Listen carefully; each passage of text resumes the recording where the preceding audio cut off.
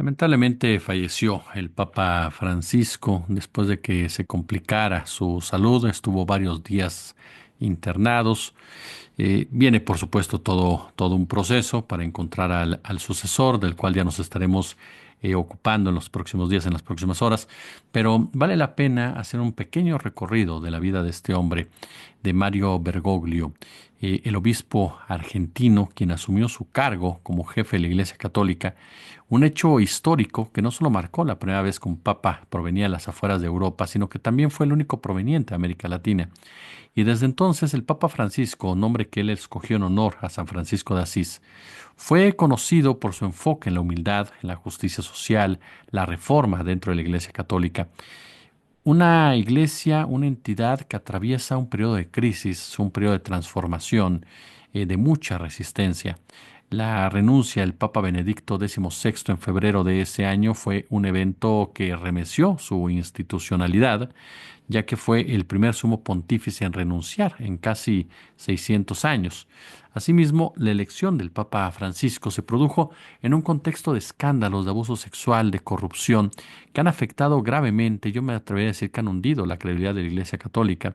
Además, había una creciente desconexión entre la jerarquía eclesiástica y los fieles, lo que obviamente ha generado una necesidad urgente de renovación y de reforma. El Papa lo intentó hacer.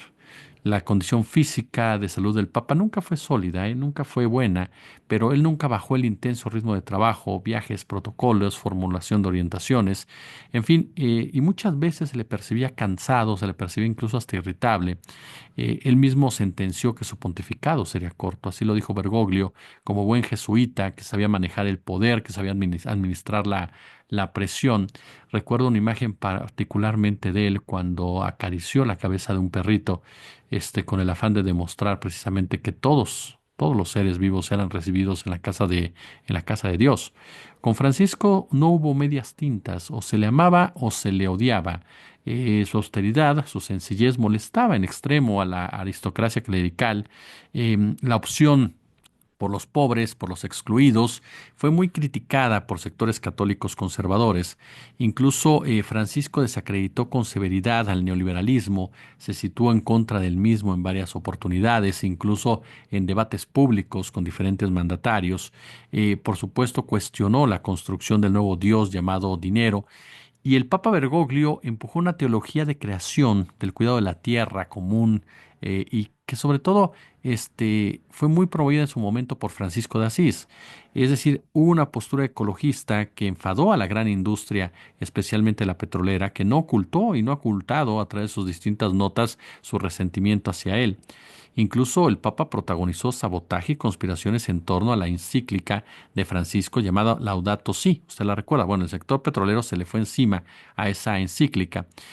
Pocos papas han sido tan cuestionados por el poder mismo, o han sido y han sido tan reconocidos precisamente por sectores progresistas como Francisco. Francisco fue un papa muy cuestionado por el poder económico y muy respetado por el activismo. El Papa Bergoglio publicó esta imprescindible carta encíclica, Laudato Si, sobre el cuidado de la casa común. Fue su primer grito. Muchos lo oyeron, muchos no creyeron en él, muchos simplemente voltearon para otro lado. El primer papa no infalible que admitió que su alarma no había surgido gran efecto. No tenemos reacciones suficientes mientras el mundo que nos acoge se va desmoronando, quizás acercándose a un punto de quiebre. Y cómo es que que la casa común se encuentra tan zarandeada, tan quebradiza. Bueno, Francisco afirma sin tapujos que se debía al cambio climático, que definía como un problema social global, que estaba íntimamente relacionado con la dignidad de la vida humana. De esta manera, Francisco rompía también con este sector negacionista de la Iglesia, con este sector conservador que seguía rechazando el cambio climático como factor fundamental, pero sobre todo que rechaza la participación del poder económico en la aceleración del cambio climático. Francisco lo destacaba, decía, es responsabilidad de estas empresas grandotas, y por eso lo enfrentaba a las mismas. No vamos a negar que la iglesia es una zona de desastre, esa es la realidad de las cosas. No vamos a negar que el Papa tuvo claroscuros, no vamos a negar que el Papa cometió errores, que el Papa le faltó empujar más con mayor fortaleza estos cambios, pero también nos quedamos pensando, decimos, ¿qué tantas posibilidades tuvo en realidad de hacerlo? Me refiero a que se avanzó hasta donde tuvo que haber avanzado, o hasta donde lo dejaron avanzar, o hasta donde su salud también le dejó avanzar. Hoy por hoy la iglesia, insisto, es una zona de desastre, con caída estrepitosa de fieles, falta de vocación, hay un envejecimiento general del clero, la pederastia clerical emerge como el mayor desafío, la recriminación del planeta que jamás la Iglesia Católica había soportado en sus más de 2000 años. Y la figura de Francisco se fue agigantando, ¿no? Para los sectores más humildes, para los gobiernos progresistas, y por el contrario, se convirtió en blanco de las críticas de los sectores más tradicionales del establishment, acostumbrados a un papa conservador, a un papa aliado, a un papa cínico, a un papa que prefería tapar a los pederastas porque le generaban recursos. No un papa que se ha manifestado abiertamente por renovar la iglesia, y esto se vio en América Latina.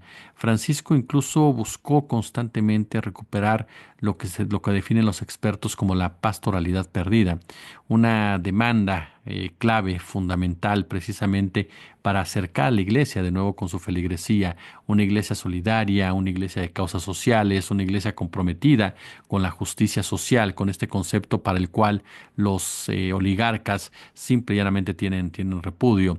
Un hombre que cuestionó el clericalismo como un impedimento de transformación interna, un hombre que impulsó la cultura del encuentro, un hombre, insisto, que defendió el medio ambiente. Francisco enfrentó inercias gigantescas del clero. No pudo, y varios voces lo dijeron desde el principio, no iba a poder remolcar a la iglesia.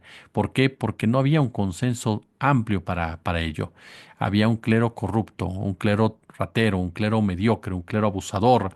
Eh, la iglesia, sin embargo, con o sin Francisco, tendría que reformarse, tendría que sacudirse, en pocas palabras, tendría que avanzar en este camino que Francisco comenzó a construir.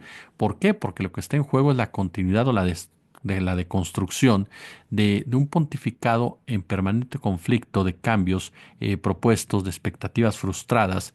En la sucesión de Francisco se va a jugar el devenir católico, así de sencillo, sentencia el maestro Bernardo Barranco, y es cierto.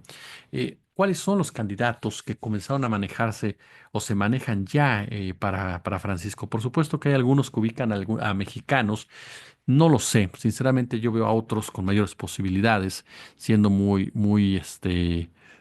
honestos. Desde el cardenal Tagle, por ejemplo, que es un bergogliano asiático que puede estar en la primera línea, pero esa misma cercanía con Bergoglio podría generarle animadversión a este hombre de 62 años, ¿no? El cardenal Tagle, le reitero. No descartemos nunca a Pietro Parolin, otro cardenal, secretario de Estado, que también algunos cuestionarían su cercanía con Francisco, pero él ha guardado bajo perfil, es italiano, es condescendiente con la beligerancia del ala conservadora, tiene 65 años, goza de un consenso o pacto entre los bandos encontrados, es un hombre de aparato, ¿no? Esa es la verdad de las cosas, diplomático, que nunca ha sido obispo diocesano. Están también los cardenales. Christoph Schönborn lo recuerda, a quien se mencionó mucho antes de que fue derrotado por Francisco. Está Marc Goulet, que también de Canadá fue mencionado en su momento. Ellos fueron, pues sí, considerados en la parte alta del último cónclave en 2013, cuando quedó finalmente Francisco al frente de la Iglesia Católica. Ambos son cardenales de Benedicto XVI, y por supuesto en esta lista no puede faltar Robert Sará, ¿no? Este cardenal, candidato conservador, involucrado en el escándalo del libro contra Francisco, en el matrimonio de los sacerdotes, originario de Guinea, 64 años, tiene mucha experiencia en la curia y podría convertirse en el primer pontífice africano en siglos.